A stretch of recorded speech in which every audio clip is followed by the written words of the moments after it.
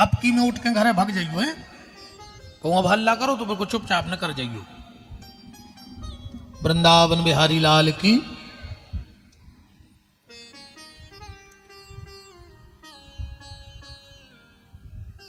काहे भैया हम इतने पढ़े लिखे हैं ना, हम तुम्हें साची बताएं, हम भूल जात कथा करत करत के कया कह रहे थे।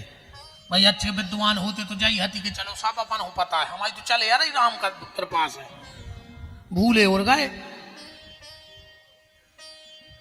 सारे नियम बताए। श्री सुखदेव जी ने आकर के भागवत जी की बड़ी प्रशंसा की है यहां पर। अब सूत जी से शौनक ऋषि पूछ रहे हैं कि ये बताओ सुखदेव स्वामी ने कब कथा कही और किसके लिए कही। सूत जी महाराज कह रहे हैं कि स्वामी सुखदेव ने यह कथा राजा परीक्षित को जब श्राप लगा तब कही। सनकादिक ऋषि बोले कि ऐसे महामना धर्मात्मा राजा परीक्षित से क्या अपराध बन गया जिसके कारण राजा परीक्षित को श्राप लगा। सूत जी महाराज कह रहे ध्यान से सुनो, क्या कारण बना कि परीक्षित जी को श्राप लगा। महाभारत युद्ध का बिल्कुल अंतिम दिन था, महाभारत का बिल्कुल अंतिम दिन था युद्ध का। भीम के द्वारा दुर्योधन की जंघा तोड़ दी गई, भगवान ने विजय का शंख बजा दिया। अच्छा ये बात तो निश्चित थी कि महाभारत को युद्ध प्रारंभ में बहुत और फैसला होगा तो के कौन कौन जीतने। हाँ युद्ध भावने तो और फैसला आगा तो के जीत कौन की हुई है। कैसे फैसला होगा ध्यान से सुनियो। कुछ लोग कौरवों की तरफ से युद्ध लड़ने तैयार हो गए और कुछ पांडव की तरफ से, पर अभी ठाकुर जी किसी की तरफ से नहीं थे। तो दुर्योधन ने सोची कि भगवान को अपनी तरफ मिला लें।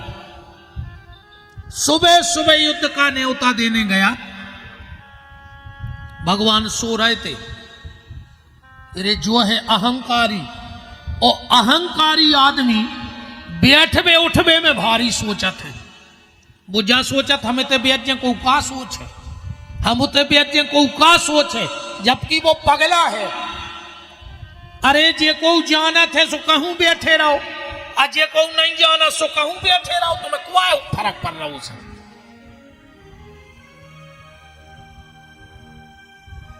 एक बहुत बड़ो सेठ है, तो वो बंबई जा रहा हो तो ओके नौकर ने कही के अच्छे से कपड़ा पहन ले। सेठ बोलो पगला ये तेरे हमें को नहीं चीने के हम सेठ आए, कपड़ा धर ले हम बंबई में पहन ले। उते पहुंचे, नौकर ने कही के सेठ जी अब बदल ले कपड़ा।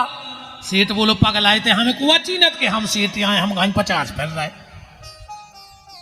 आदमी की इज्जत कपड़ों से नहीं हुए, आदमी का सम्मान उसके चरित्र से, उसके व्यवहार से और उसके भजन से होता है। कपड़ों से इज्जत मिलत होती।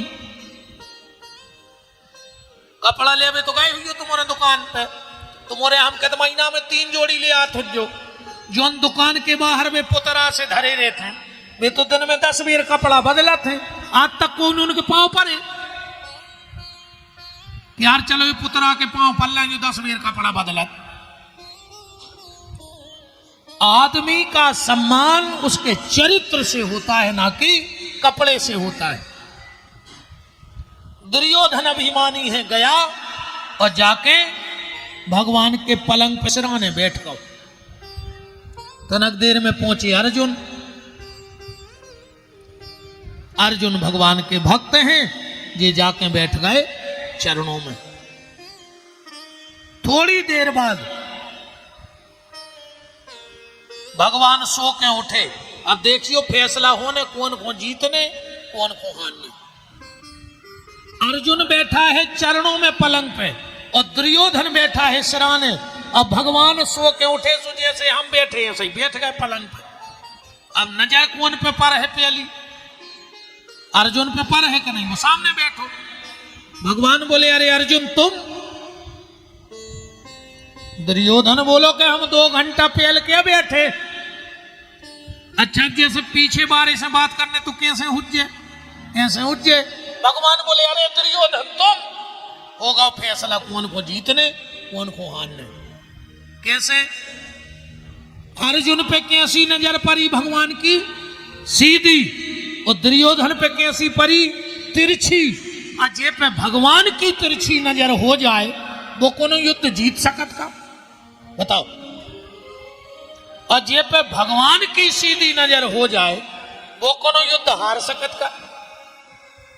अपने के लगत यार वे तो आजकल बहुत बढ़ रहा है के लगे भज्जा उन पे भगवान की सीधी नजर है रे वो परिवार पे। अबे के लगे रे वो परिवार तो मिट गाओ, के लगे भगवान की तिरछी नजर हो गई उन पे।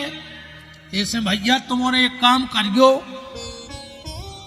24 घंटा में एक बार ये अजब धाम में हमारी सरकार के सामने खड़े हो जाइयो। को कहे काहे कहियो भगवान हम पे सीधी नजर डारे रहियो। अकौने आए उड़ते होने करा तो भर रहा है तो भगवान देखे ना आए खोने कर गाओ ना आए खोने कर गाओ मार जाओ तुम पे तिरछी नजर हो जे बाछो ने। इस 24 घंटा में एक बार भगवान के यहां सीधी नजर बना के रखना। अच्छा तुम भगा तो ध्यान मोड़ी मोड़ो को अति करे हैं तेरे बाल बच्चे।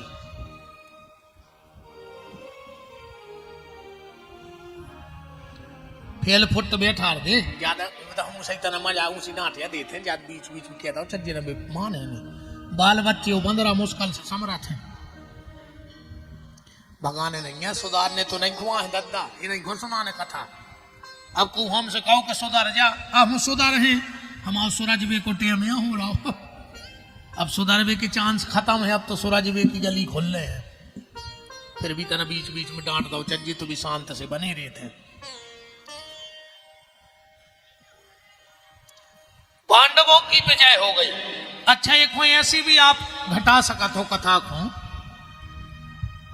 महाभारत का जो चुनाव है वो काय का चुनाव है?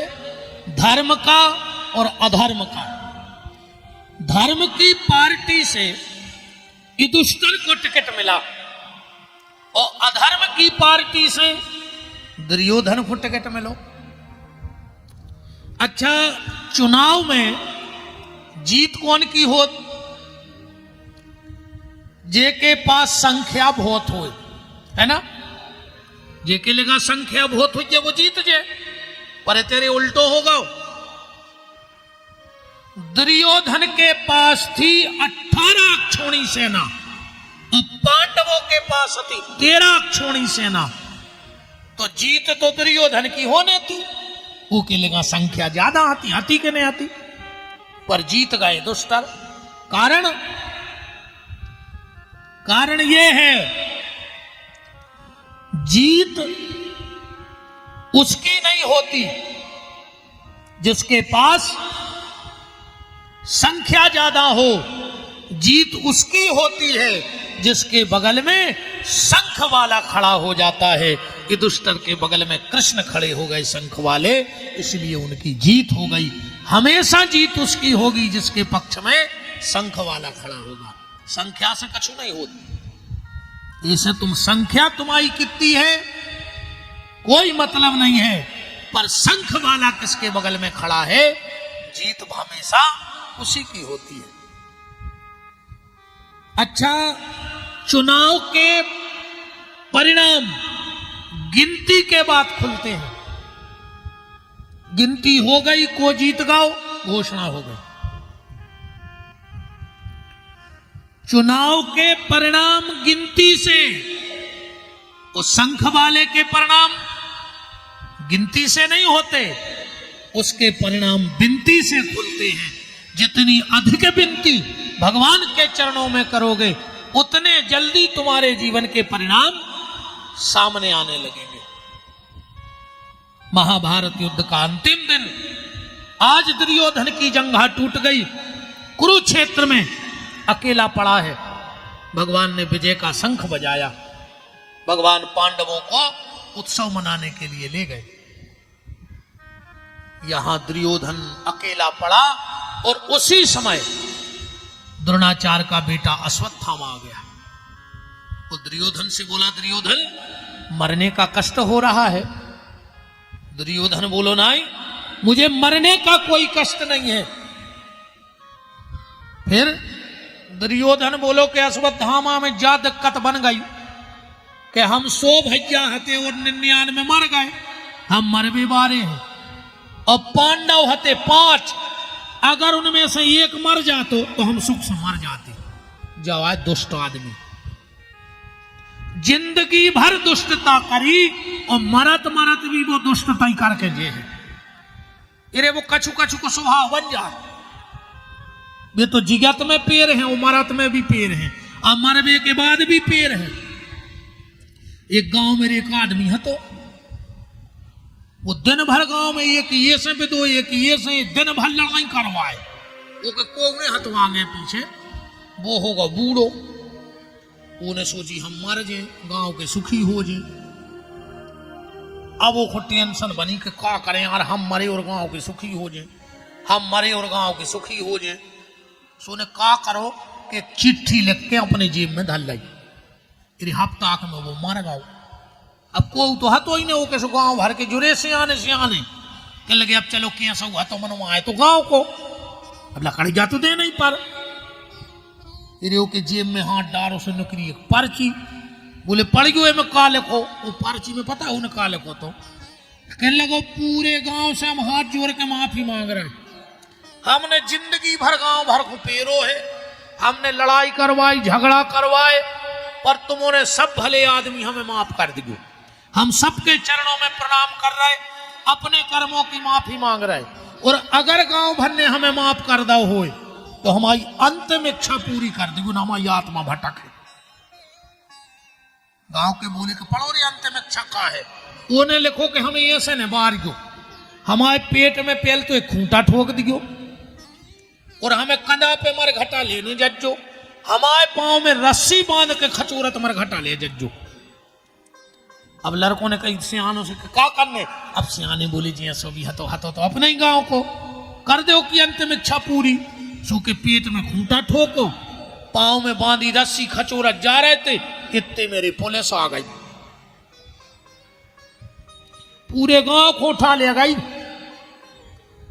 20 साल पेशी करत रहे गांव भर के, माने उन्हें जिगत में भी पेरो और मर गए सो पूरे गांव के पेशी करत रहे 20 साल।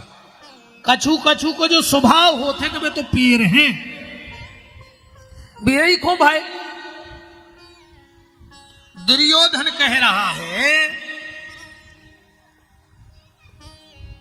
कि अगर पांडवों में से एक भी मर जाता तो हम सुख से मर जाते। अश्वत्थामा ने कहा दुर्योधन अभी कुछ नहीं बिगड़ा, अगर मेरे मरने के पहले एक भी पांडव का सिर काट के ले आए तो हम मरने के बाद भी तुम्हारे ऋणी रहेंगे। और रही बात सेनापति की, जाओ हम तुम्हें सेनापति बनाते हैं आखिरी, इन्हें अपने खून से दुर्योधन को तिलक लगा दो। अश्वत्थामा चला पांडवों को मारने, पर जाको राखे साइया, मार सके ना को बाल न बाको कर सके, जो जग बेरी होय। चला, पांडव तो घर में थे नहीं, पांडव के बच्चे पांडव के बिस्तर में सो गए। इन्हें सोते हुए 5 बच्चों की गर्दन काटी और थाल में सजाकर कुरुक्षेत्र में ले आया। दुर्योधन से बोला, अंधेरा था, दुर्योधन तुम एक पांडव की बात कर रहे थे, हम 5 के सिर काट लाए। दुर्योधन बोलो कि पांडवों को मारना कोई गाजर मूली काटना नहीं है। अश्वत्थामा बोलो हम जानते कि तुम विश्वास न करो, हम सबूत लाए हैं। अंधेरे में दुर्योधन ने 5 कटे सिर उठाए, एक एक उठाया, पट पट पट पट 5 फोड़ दे। दुर्योधन बोलो अश्वत्थामा गलती हो गई तुमसे। बोले का ये पांडवों के सिर नहीं हो सकते। बोले क्यों? बोले अगर ये पांडवों के सिर हैं तो इनमें एक भीम को सिर भाव चाहिए, और भीम का सिर इतना कमजोर नहीं था कि दुर्योधन हाथ से फोड़ दे। महाभारत के युद्ध में जब हम भीम के सिर में गदा का प्रहार करते थे तो उसके सिर से चिंगारी फेंकती थी, इतना मजबूत सिर था। आग जलाओ, और जो आग जलाई वो जहां पांडवों के सिर थे की जगह बच्चों के सिर देखे तो पहली बार ये पापी की आंखों में आंसू आ गए दुर्योधन के। अश्वत्थामा को डांटने लगा, अरे अधम, ये तूने क्या किया रे पापी? मैंने तुझसे पांडवों के सिर मांगे थे और तू मेरे वंश की बेल नष्ट करके आ गया। अरे कम से कम जी बच्चा जिंदा रहते, हमारे कुल में तो कोई पानी दे बे बारो नहीं बचो। अब बहुत रोया दुर्योधन और उसके प्राण निकल गए दुर्योधन के। अश्वत्थामा ने सोची कि नहीं तो रे हम पांडवों के हो पाए, कैसे भी जिंदा है, अब हमें छोड़ है ने। और दुर्योधन मरा ही गो। ये भागा, और सुबह सुबह जब पांचों पांडव द्रौपदी आई, आप विचार करिए जब अपने 5-5 बच्चों को मरा देखा होगा द्रौपदी ने। दुनिया की कोई मां अपने बच्चे के मृत शरीर को नहीं देख पाती। 3 दिनानो तिरिया रोवे 6 महीना नो भाई, जन्म जन्म नो माता रोवे कर गए आस पराई। द्रौपदी रोने लगी, चीखने लगी, चिल्लाने लगी। भगवान ने कहा बहन बच्चों के मरने की तकलीफ हो रही है। द्रौपदी कहती नहीं भैया मुझे बच्चों के मरने की कोई तकलीफ नहीं है। क्यों? द्रौपदी बोली भैया आपके साथ रहते रहते इतना तो जान गई हो कि दुनिया की बगिया में अब तक ना कोई फूल खिला, खिल के जिसको मुरझाना न पड़ा। वो दुनिया का ये दस्तूर रहा, जिसे आना पड़ा उसे जाना पड़ा। जो आया है वो जाएगा। भगवान बोले जब तुम जाना तो रोकाए खो रहे। द्रौपदी बोली भैया जावे जावे में भी तो अंतर है। आया है सो जाएगा, राजा रंक फकीर, पर को सिंहासन चढ़ गए और को बंधे जंजीर। भैया जिसने मेरे बच्चों को मारा है, थोड़ी सी आवाज बढ़ा दी भैया, जिसने मेरे बच्चों को मारा है अगर वो जागते में मार देते तो मेरा एक काम बन जाता। भगवान बोले क्या? द्रौपदी बोली भैया मेरे बच्चे आखिरी में तुम्हारा नाम ले लेते। भगवान ने कहा धन्य है बहन, तुझे इस बात का दुख नहीं है कि तेरे बच्चे मर गए, तुझे इस बात का दुख है कि तेरे बच्चे आखिरी में मेरा नाम ना ले पाए। तो जा बहन तेरे बच्चों को मैं सायुज्य मुक्ति प्रदान करता हूं। अर्जुन ने कहा द्रौपदी चिंता मत करो, जिसने तेरे बच्चों को मारा है तेरे सामने ला करके मृत्युदंड दूंगा। चलो कन्हैया। भगवान ने रथ जोता अश्वत्थामा का पीछा किया। अश्वत्थामा ने देखा कि हम बचने वाले नहीं हैं, तो उसने ब्रह्मास्त्र छोड़ दिया। और जो ब्रह्मास्त्र अर्जुन के पास आया, अर्जुन भगवान के चरणों में लिपट गए। कृष्ण कृष्ण महाबाहु भक्ता नाम अभयं करो, हे कृष्ण मेरी रक्षा करो। भगवान बोले क्या बात है? अर्जुन बोले उसने ब्रह्मास्त्र छोड़ दिया। भगवान बोले अर्जुन भूल गए तुम द्रोणाचार्य के कितने प्रिय शिष्य रहे हो। द्रोणाचार्य जानते थे कि मेरा बेटा दुष्ट है, तो उसे ब्रह्मास्त्र चलाना तो सिखाया पर लौटाना नहीं सिखाया। अर्जुन तुझे तो दोनों सिखाए हैं, लौटा दे। अर्जुन ने ब्रह्मास्त्र लौटाया। तथा हतम पशुपत पास बध्यम, दोनों हाथ बांध के द्रौपदी के सामने खड़ा कर दिया। भागवत जी में लिखा है कि जैसे ही द्रौपदी के सामने अश्वत्थामा आया और द्रौपदी ने 2 ही हाथ जोड़ के प्रणाम कर लो। श्लोक पढ़ो, वाम स्वभाव कृपा नमामचु। अर्जुन बोले द्रौपदी ये कोई साधु महात्मा नहीं है, ये 5-5 बच्चों का हत्यारा है और तू इसे प्रणाम कर रही है। द्रौपदी बोली अर्जुन ये हत्यारा बाद में है, पहले हमारे गुरुजी का बेटा है। और शास्त्र कहता है, ध्यान से सुनना, जब तक हमारे गुरु हो तो हम गुरु का सम्मान करें, और जिस दिन हमारे गुरु ना हो तो गुरु का पुत्र हमें उतना ही वंदनीय हो जाता है जितने हमारे गुरुजी हमें वंदनीय है, या गुरु की गादी पे जो विराज जाएं वो हमें उतने ही सम्मानीय हो जाते हैं जितने हमारे हमें गुरुदेव भगवान सम्मानीय होते हैं। भगवान ने कहा बाप है, ऐसे समय में तुझे नीति और न्याय पता है? द्रौपदी बोली कि दुष्टर एक बात और बताओ। ये दुष्टर बोले पूछो। द्रौपदी बोली अगर इसको मार दोगे तो क्या मेरे 5-5 बच्चे जिंदा हो जाएंगे? ये दुष्टर बोले जिंदा नहीं होंगे। तो द्रौपदी बोली फिर एक छोड़ दे। अर्जुन बोले काहे? बोले अर्जुन अगर हमारे 5 पुत्र मर गए तो हमें 5-5 पति सहारे को हैं। इसके पिता को तुमने पहले मार डाला है, अब ये बूढ़ी मां का अकेला सहारा बचा है। द्रोणाचार्य की पत्नी का नाम था कृपी। ये माता कृपी का बुढ़ापे का सहारा है। अर्जुन में नहीं चाहती कि किसी मां के बुढ़ापे के सहारे को छीना जाए। और अर्जुन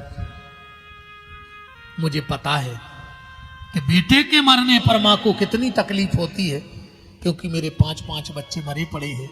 मैं नहीं चाहती कि दुनिया में किसी और मां के लिए ये कष्ट भोगना पड़े। भगवान तो ताली बजाने लगे, धन्य है बहन द्रौपदी तुम्हारे लिए, कितना बड़ा हृदय है तुम्हारा। ये दुष्टन ने कहा हाँ अर्जुन द्रौपदी ठीक कहती है, छोड़ दो। अर्जुन बोले हमें का जान दे, पर भीम बीच में कूद के आ गए। अर्जुन मार डाल इस पापी के लिए, इसने सोते हुए बच्चे मारे हैं। और जो बच्चे मरे वो साधारण बच्चे नहीं थे। भागवत जी में तो उतना लेख नहीं है, आप गीता में पढ़ना जरूर जाके देखियो घरे। गीता के पहले अध्याय के 6वें श्लोक में लिखो है, ज्यादा ढूंढने भी नहीं है। पहलो अध्याय 6वां श्लोक का लिखो है, सौभद्रा द्रौपदाश्चैव सर्व एव महारथा, एक से एक महारथी हते 5। अर्जुन मार डाल इस पापी को। अर्जुन ने सोची अब हम क्या करें, हमसे 2 ही बड़े हैं, ये दुष्टर और भीम। एक कह रहा हूं मार दे, एक कह रहा हूं छोड़ दे। अर्जुन ने सोची अब भगवान से फैसला करा ला। भगवान के गाय बोले प्रभु हमें क्या करो चाहिए? भगवान बोले मार के फेंक दो। जैसे ही अर्जुन ने बाण निकाला, भगवान बोले खबरदार, ब्रह्म बंधुर न हंतव्यो। अर्जुन ब्राह्मण कितने हुआ ताई काय ने हो जाए, जान से न मारो चाहिए। अर्जुन बोले छोड़ दें। भगवान बोले तुम क्षत्रिय हो, और क्षत्रिय का धर्म है कि आता ताई को जान से मार दो चाहिए, मारो। अर्जुन मारने लगे, बोले ब्राह्मण यहां जान से नहीं मारने, तो छोड़ दें। बोले तुम क्षत्रिय हो, देखो जान से मार के फेंको। अर्जुन ने सोची जो फैसला ठीक रहा, मार रहा है सो वो ब्राह्मण, और छोड़ रहा है सो कह रहा है तुम क्षत्रिय। मार रहा है सो ब्राह्मण और छोड़ रहा है सो क्षत्रिय।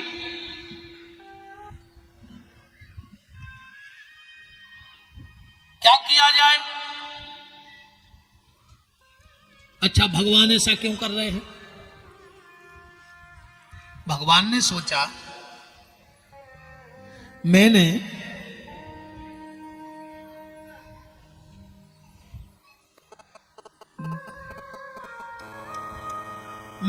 गीता का ज्ञान अर्जुन को महाभारत युद्ध के पहले दिया था।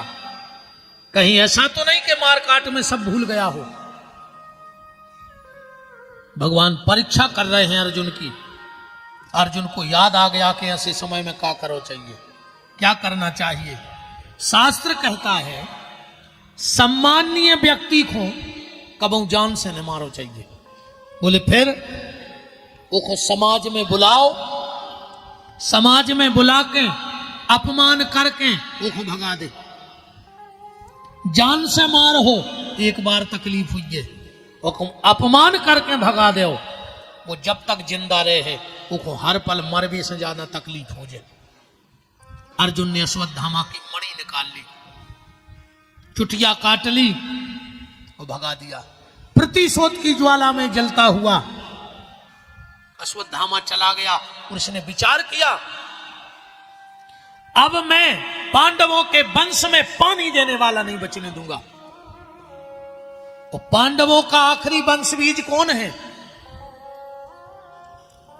अभिमन्यु की पत्नी माता उत्तरा के गर्भ में परम भागवत महाराज परीक्षित विराजे हैं, आखिरी वंश बीज है। इन्हें ब्रह्मास्त्र छोड़ दो कि अब हम वो बालक को भी मार दें। उत्तरा तुरंत जाके भगवान के चरणों से लिपट गई।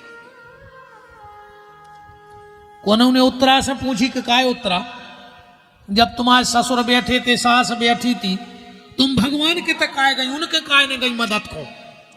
उत्तरा बोली कि हमें पता है कि जब मदद तो तैसे मिलने ही है। हमारी सास को चीर खचोबा तो भटकी थी घेराऊ, पर कोई ने मदद करी। तो जब हमें पता है कि मदद तो तैसे होने तो चलो। और जो बात उत्तरा ने कही है वो भगवान के भक्त को बड़े काम की है, जो पूजा पाठ से जुड़े हो, धाम से जुड़े हो, जो माला से जुड़े हो, उनके लाने जा काम की बात है। उत्तरा गई और भगवान के चरणों में लिपट गई। वो क्या कह रही है भगवान से? प्रभु मैं मर जाऊं मुझे अपनी कोई चिंता नहीं है, क्योंकि आज नहीं तो कल तो मरने ही है। हमारा बच्चा मर जाए हमें कोई चिंता नहीं है। भगवान बोले फिर हम आए तो काय खुआएं, जब ने तुम्हें आए अपनी चिंता आए ने अपने बच्चा की। उत्तरा हाथ जोड़ के कहती है, प्रभु मैं मर जाऊं मुझे कोई दिक्कत नहीं, मेरा बच्चा मर जाए मुझे कोई दिक्कत नहीं, पर प्रभु कहीं आपके नाम में कलंक न लग जाए। भगवान बोले तुम्हारे मरे से और तुम्हारे बच्चे के मरने से मेरे नाम में क्या कलंक लगेगा? धन्य है भक्त का भाव। कहती है प्रभु कल को लोग ये कहेंगे कि जी की पूरे खानदान के भगवान श्री कृष्ण के चरणों में पड़े रहे, आज वो खानदान में कोनो पानी देवे बारो नहीं बचो, तो कल को तुम्हारा भजन करे को जुड़ है तुमसे। ऐसे ही अगर तुम रोज मंदिर आते हो, माला करते हो, सरकार के चरणों में प्रणाम करते हो, जब कभी विपत्ति आए तो सिर्फ जय जय सरकार के कई बात कहियो कि सरकार हम पे विपत्ति आई जे हमारे कर्म हुए, पर कल को आपसे भी तो लोगों को विश्वास उठे कि बताओ रोज मंदिर में डरो रहो, राजो की जागत हो रही, तो प्रभु तुम तो अपनी बचा ले, हमारी तो जो हो सो हो जाए, और उसकी कभी गड़बड़ हो नहीं सकती है। भगवान उत्तरा के गर्भ में प्रवेश कर गए।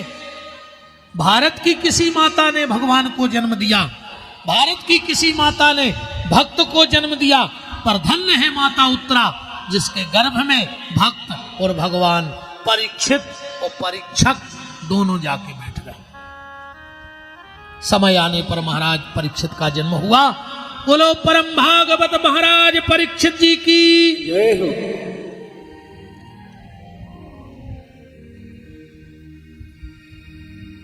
अब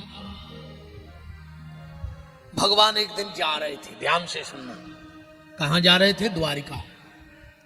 वो अचानक भगवान रुक गए। सब अपने अपने तरीका से हिसाब लगा रहे थे कि भगवान रुके कौन कौन। कुंती सोच रहे कि हमारे लाने रुको, हमारा भतीजो आए। ये दुष्टन ने नहीं, हमें बड़ो भज्जा मानत, हमारे लाने रुके हुए। अर्जुन बोले हमारे मित्र आए, हमें रुके हुए। द्रौपदी कह रही नहीं, हमसे बहन के हमारे लाने रुके हुए। पर भगवान किसी और के लिए रुके। किसके लिए? भगवान का एक भक्त है जो कुरुक्षेत्र में पड़ा है। अच्छा अब एक बात देखियो रे भैया, कथा में भीष्म पितामह की कथा तो तुम उन्होंने सुनी हुई है। महाभारत का बहुत बड़ा पात्र है भीष्म, और रामचरितमानस का छोटा सा पात्र है गीधराज जटायु। पर दोनों का अंत कैसे हुआ? भीष्म बाणों की सैया पे मरे, मरे कि नहीं मरे? और जटायु निर्वाण की गोदी में मरे, राम की गोदी में। जटायु ने जीवन भर मांस खाओ कि नहीं खाओ, अब दीदी आए वो तो मांस खाए हैं। अब भीष्म जीवन भर अखंड ब्रह्मचर्य को व्रत करत रहे। मनोमोत देखो कैसी भाई, एक बाण की गोदी में, दूसरी निर्वाण की गोदी में। ऐसा क्यों हुआ? ऐसा इसलिए हुआ